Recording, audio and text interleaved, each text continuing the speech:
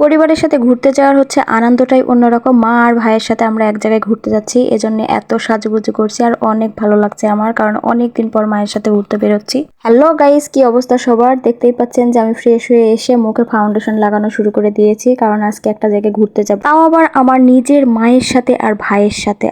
কি যে ফিল হচ্ছিল আমার নিজের পরিবারের সাথে, কতদিন পর আমি বাইরে বের হবো, আমার খুবই ভালো লাগছে। যদি আব্বা বেঁচে থাকতো তাহলে মনে হয় আরো বেশি ভালো লাগতো। ইস, আব্বাকে অনেক মিস করছি।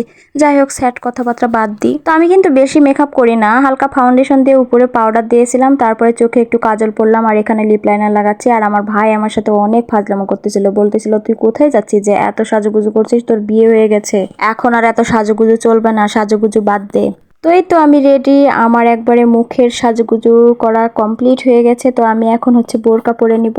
বোরকা পরে ওড়নাটা সুন্দর করে মেরে নিচ্ছিলাম। ওইদিকে মা খুব তাড়াহুড়া করছিল যে তাড়াতাড়ি বের হয়, এত দেরি হচ্ছে কেন। তো আমি বলছিলাম একটু সাজুগুজু করে নিই, এতদিন পর বাইরে যাচ্ছি, তোমাদের সাথে না সাজলে কি হবে। এই নিয়ে অনেক আনন্দ করছিলাম, অনেক হাসাহাসি করছিলাম। আমার তো ভীষণ ভালো লাগছে, আমি ভীষণ এক্সাইটেড। কতদিন পর আমি আমার মায়ের সাথে বাইরে বের হচ্ছি। ফাইনালি আমার রেডি হওয়া শেষ। এদিকে আমার ভাইয়ের ভাবসাব দেখেন কি অবস্থা, বাপরে বাপ, চশমা চোখে দিয়ে এমন একটা ভাব নিচ্ছে। আমি কিন্তু চুরি করে ভিডিও করছি, সে দেখতে পাই না।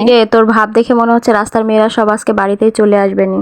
তো তার চশমা খুলে আবার আমার চোখে দিচ্ছিল, বলছিল দেখি তোকে কেমন লাগে। তো আমি এদিকে চশমা চোখে দিয়ে সেই ভাব নিচ্ছিলাম। বলুন তো এই কালো চশমায় আমাকে কেমন লাগছে? ওয়াও, আমাকে দারুণ লাগছে তাই না? কি সুন্দর লাগছে, মাশাআল্লাহ, এত সুন্দর লাগছে আমাকে। তো আমি এখানে বলছিলাম আমার এক স্যার হচ্ছে চশমার নিচ দিয়ে এইভাবে তাকাচ্ছিল, তো আমি তাদের দেখাচ্ছিলাম। তারপরে এই সাইডে আবার আমার ছেলেও চশমা চোখে দিয়েছে, দেখেন কি অবস্থা, সবাই চশমা নিয়ে যে এত ঢং করছে বলার বাইরে। ওইদিকে ওই কালো চশমাটা কেড়ে নিয়ে আমাকে এই সাদা চশমাটা দিচ্ছে, বলছে যে এটাই তুই পর। আমি বলছি না, আমি কি ম্যাডাম হয়েছি নাকি যে এই চশমা পরবো? এই চশমা পরে আমাকে ম্যাডাম ম্যাডাম লাগছে। তারপরে অলরেডি এই যে বাইরে এসে দাঁড়িয়ে আছি, এখন আমার মার এখনো রেডি হওয়া হয় না, এখন মার জন্য অপেক্ষা করছি আমি আর আমার ভাই। আর এখানে অনেক ফাজলামো করছে, আর এত পরিমাণ গরম লাগছিল, প্রচন্ড গরম।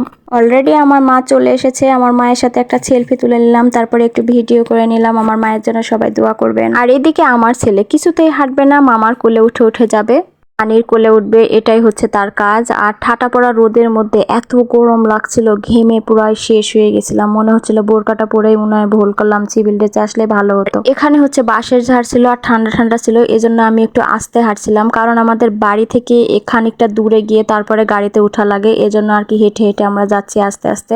কোনো এক জায়গায় ঘুরতে যাচ্ছি, খুবই আনন্দ লাগছে। আর মা ওইদিকে আগে আগে চলে যাচ্ছে আর বকা দিচ্ছে যে এত লেট করে, এত দেরি করে, তাড়াতাড়ি চলে আয়, রোদ বের হয়ে যাচ্ছে, ঘোরাফেরা করে আবার বাড়িতে চলে আসা লাগবে। তো অলরেডি আমরা আসার সাথে সাথে একটা ভ্যান পেয়ে গেছিলাম আর পিছনে উঠে পড়েছিলাম ভ্যানে, আর মাকে সামনে দিয়েছিলাম। তো যাই হোক, আজকের ভিডিও এখানে শেষ করছি। আল্লাহ।